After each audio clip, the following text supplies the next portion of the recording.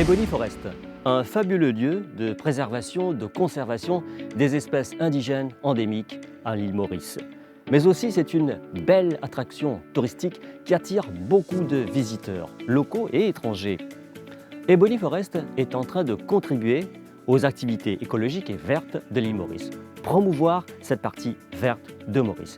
Bien sûr, Maurice est populaire pour ses belles plages, ses lagons, ses sables fins, mais aussi le côté vert, le côté écologique est en train de gagner du terrain avec les démarches de la Tourism Authority. D'ailleurs, Maurice a été primé à la World Tourism Market de l'Afrique du Sud pour le côté vert des activités à l'île Maurice. Et aussi le local sourcing pour la nourriture et aussi les crafts. Alors dans cette édition, nous allons voir comment Maurice est en train de passer au vert et aussi de promouvoir ces activités qui protègent notre faune et notre flore.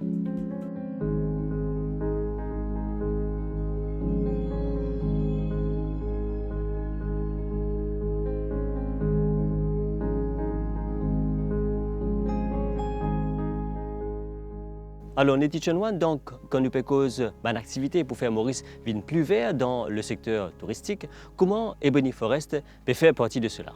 Nous, principalement, nos activités, c'est la randonnée. Nous faisons aussi une balade en 4x4. Il faut savoir qu'avant Covid, nous tenions presque 12 à 13 tours par jour. Mais là, nous réduisons à juste 4. Donc, ça a diminué nos émissions de carbone aussi. Donc, nous encourageons les gens à vraiment faire la randonnée, découvrir tout ce qui est vert, la forêt indigène de Maurice et ce genre d'espèces. Alors, qu'est-ce que vous proposez ici en termes d'activité? Donc la majorité de nos activités, c'est concentré vers la randonnée. Donc, nous faisons une randonnée libre. Quand le client peut venir marcher de lui-même et une partie de visite guidée. Nous avons aussi une visite complètement guidée. Nous avons une visite exclusive comme un sunset ici, là où nous pouvons continuer. Et nous avons une visite scolaire et en balade en 4x4. Alors, est-ce que, étant dans le domaine, on trouve une demande de touristes pour une activité comme ça, donc comprendre, découvrir un petit peu plus le côté vert de nos pays? De plus en plus, nous aussi, depuis que nous avons commencé, on a de plus en plus de monde.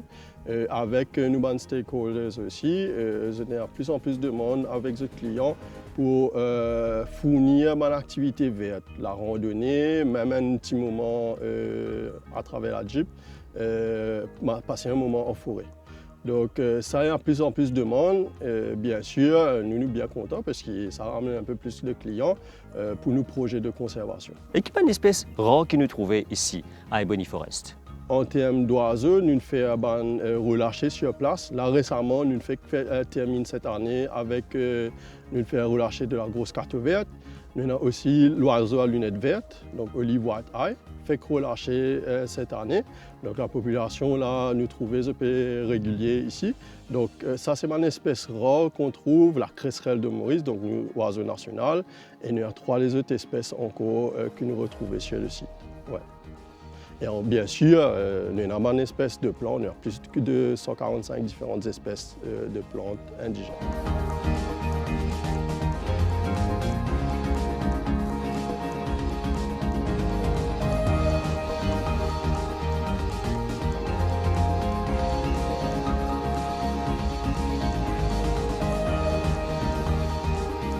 World Travel Market Africa surtout, chaque année, il y a attribué un award à un opérateur, une institution qui est impliquée dans le domaine de l'industrie touristique par rapport aux autres actions qui ont passé pour l'année précédente. Donc l'année dernière, nous avons gagné le Silver Award pour une reprise assez vite à post-Covid. Parce que Maurice, quand même, nous avons fait beaucoup d'efforts par rapport à fermeture nos congés et tout ça. Mais la reprise, il fait assez vite et il fait de façon efficace, donc qui permet que nos tourisme nous relance. Donc ça, c'était surtout par rapport à toute cette action qui a mené dans ce côté-là. Donc cette année-là, nous avons gagné des awards dans des secteurs particuliers. Nous encourageons beaucoup les produits locaux, craft particulièrement. Et pour ça, nous travaillons surtout avec Made in Maurice, nous au niveau Tourism Authority, à travers le projet SIM, Sustainable Island Mauritius, dont le projet est terminé en décembre de l'année dernière. Mais ce projet a commencé depuis 2018. Mais entre-temps, nous, pendant ces 2 dernières années, nous développons une relation avec Made in Maurice, justement, pour capable toucher les opérateurs touristiques mauriciens, les artisans surtout, parce que dans sillage, justement parce que post-Covid, il y a une grande réflexion là, est-ce que nous devons encourager la consommation locale? En fait, il y a une réflexion globale, mais nous pensons qu'au niveau du tourisme, il est bon qu'il y ait un opérateur, donc capable pour faire le procurement majoritairement avec des produits locaux. Côte capable, bien sûr, parce qu'il y a des produits électroniques internationaux qui ne sont pas produits à nous. Nous besoin des vidéos, il y a des autres produits encore qui nous besoin importer.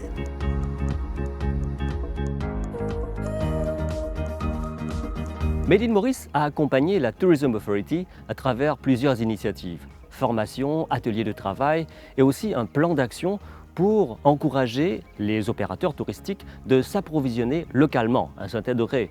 Alors avec le Made in Maurice Pledge, donc Made in Maurice est en train de voir un peu plus loin pour permettre aux opérateurs touristiques de s'approvisionner de plus en plus auprès des opérateurs locaux. On a été ravis de travailler aux côtés de la Tourism Authority dans le contexte de la SIM, Sustainable Island Mauritius. Et en fait, dans le cadre de cette collaboration, nous avons également travaillé avec un cabinet allemand, CSCP, qui a mis au point, en collaboration avec le Made in Maurice, un programme de formation pour nos PME sur How to Build Sustainable Brands. L'objectif étant justement de revoir tout le cycle de production, tout le sourcing de nos produits et toute la fabrication, et de faire en sorte que nos produits soient justement des produits locaux responsables. Donc ça a été vraiment des parcours très très enrichissants pour nos PME. Et on a également organisé un Made in Maurice Tour qui permettait justement à ces PME qui avaient reçu cette formation sur une production responsable de se mettre en relation avec des hôtels et des groupes hôteliers, encore une fois dans une logique d'intégrer du Made in Maurice dans la chaîne d'approvisionnement pour que justement les hôtels soient aussi à la barre ou au contrôle sur sourcer localement et s'approvisionner auprès du réseau Made in Maurice. Les opérateurs touristiques sont aussi conscients qu'un tourisme durable, ça passe par des actions, comme par exemple utiliser des énergies renouvelables, comme le solaire par exemple, ou importer moins, et aussi recycler, donc l'économie circulaire qui devient un concept très populaire de nos jours. Attitude, premier groupe hôtelier labellisé Made in Maurice depuis 2019, devient le pionnier du Pledge 50% de Made in Maurice, un travail qui a commencé en 2019. Pourquoi le label déjà? Parce que c'est le label qui rejoint nos valeurs, les valeurs du groupe en termes d'environnement, en termes d'économie locale. Donc on a décidé de privilégier et d'aider et d'accompagner les partenaires qui sont labellisés. Pour atteindre l'objectif, nous avons tout d'abord fait un point où nous étions en 2019. En 2019, nous achetions 37% de nos achats avec des compagnies labellisées. La démarche qu'on essaye de mettre en place est volontaire, elle n'est pas imposée. Donc c'est en ayant emmené tout le monde dans le même bateau qu'on a réussi au fur et à mesure à améliorer, à passer de 37 à 42 pour atteindre au 30 juin l'objectif des 52% dont nous sommes extrêmement fiers. Avec la Tourism Authority et Made in Maurice, on a un peu sauté sur l'occasion parce que nous étions en train de chercher plein d'artisans pour travailler avec eux à plusieurs niveaux et que tout le monde soit gagnant et qu'on réponde aux besoins des clients. La co-création de nouvelles excursions. Je pense que le seul moyen d'aller de l'avant, c'est vraiment la co-création. Nous, une de nos valeurs, c'est ce qu'on appelle le Radical Partnership. Même dans la création même de nos objets, oui, on utilise des matières upcyclées de chez nous, mais on devient aussi des solution providers pour d'autres industries qu'on est en train d'utiliser aussi leurs leftovers dans nos objets. Et du coup, ça, c'est une partie de la co-création, mais on pense que dans un écosystème, tout un chacun joue son rôle, donc les opérateurs touristiques également, pour promouvoir ces produits, ce savoir-faire, au tourisme et aussi au public général.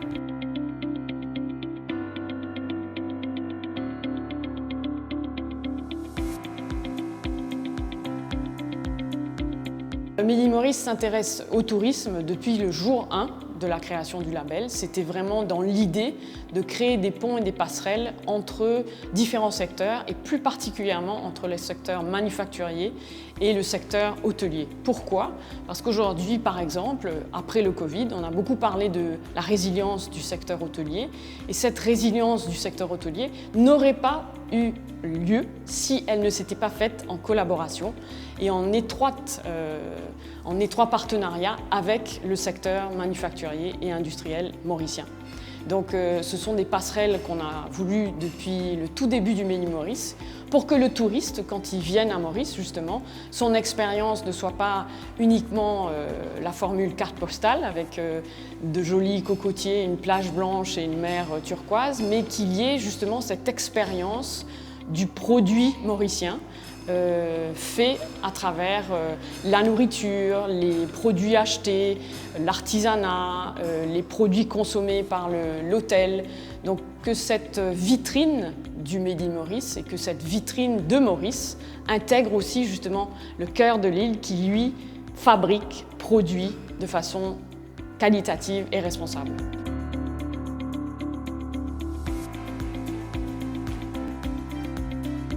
Par rapport à climate change, nous finissons aussi faire organiser une formation pour les plaisanciers. Et ça, nous avons Reef Conservation, surtout qui aide nous, travailler ensemble avec nous, finit faire au moins 600 opérateurs. Et ça, nous fait même pendant la période Covid, après aussi, même malgré qu'il y a un opérateur qui commence à relancer cette activité, nous allons suivre cette formation-là pour protection de nos lagons, protection de nos environnements et surtout faire en sorte que quand vous êtes POPR dans la mer, vous n'êtes pas des déchets, vous êtes protégé des mangroves, assurer cette activité-là. Mais en même temps, nous aussi propose que nous ne pouvons pas atteindre l'IBZD parce que nous faisons surtout nous initier une action pour capable convertir cette activité nautique sans autre moteur, mais un moteur électrique. L'île Énergie a contribué à l'alimentation en énergie propre du bateau révolutionnaire Folkloric Explore, conçu par Marcel Lindsay-Noé.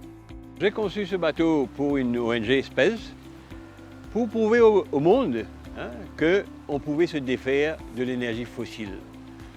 Nous, notre carburant, c'est la brillance et le souffle de Dieu, c'est-à-dire le soleil et le vent. Alors, il n'y a aucune odeur de pétrole, aucun achat de pétrole, aucun son, on n'a que le bruissement de l'eau et aucune pollution, aucun déversement dans le lagon. C'est un projet, pas seulement pour Maurice, mais c'est un projet pour le monde.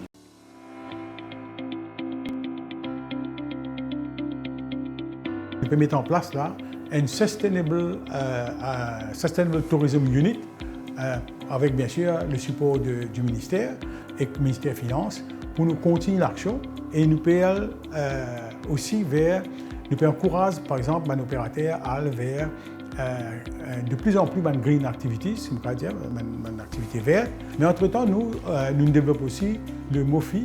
Nous avons aussi un support de la part de la francophonie pour nous développer sa MOFI Toolkit-là, qui est pour faire en anglais et en français, qui est aussi pour permettre à les autres îles de l'océan Indien, par exemple, et même les pays d'Afrique, capables d'utiliser sa toolkit-là pour capable évaluer cette bonne activité.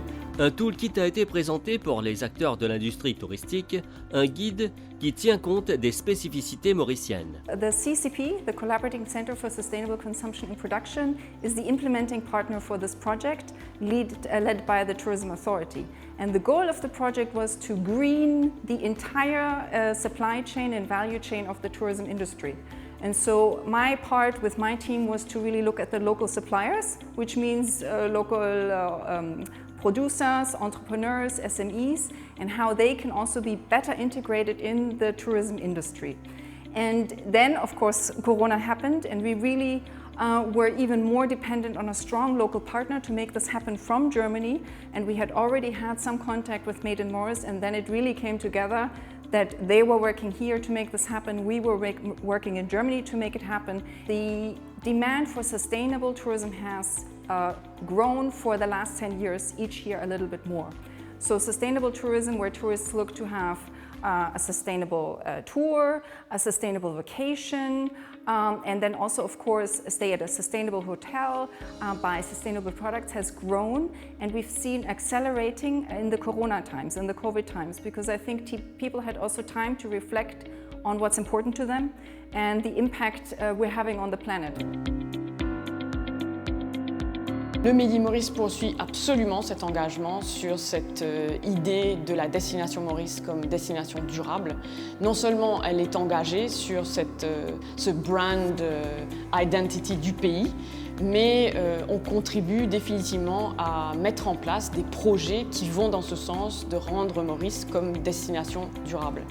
Je vais donner l'exemple du projet qu'on a lancé en fin d'année l'année dernière qui s'appelle le Made in Maurice Pledge, où, à titre d'exemple, le groupe Attitude a atteint, en termes de food and beverages, 52% de son approvisionnement auprès des marques Made in Maurice. Et c'est quelque chose qu'on aimerait se voir multiplier, non seulement au niveau hôtelier, mais au niveau des entreprises à Maurice. Donc il y a ce Made in Maurice Pledge. Il y a, on l'espère cette année, un corner, un flagship store à l'aéroport de Maurice. Il est grand temps. Les touristes nous le demandent. Ils repartent avec de l'argent en poche à défaut d'avoir trouvé des produits qualitatifs et responsables mauriciens. Aujourd'hui, il est plus que temps que notre aéroport, justement, soit l'emblème de cette destination durable à travers un showcasing de produits Made in Maurice, qualitatifs et responsables.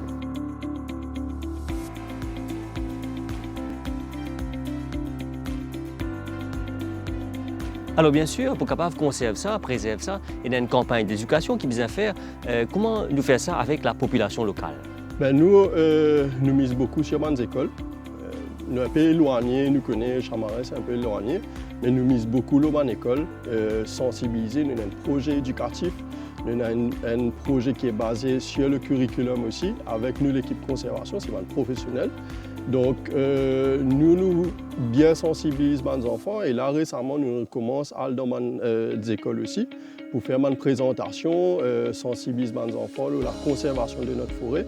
Parce qu'il faut savoir néanmoins ce qui 10% de forêt indigène restée et ça m'a une espèce là, la faune dépend vraiment dessus.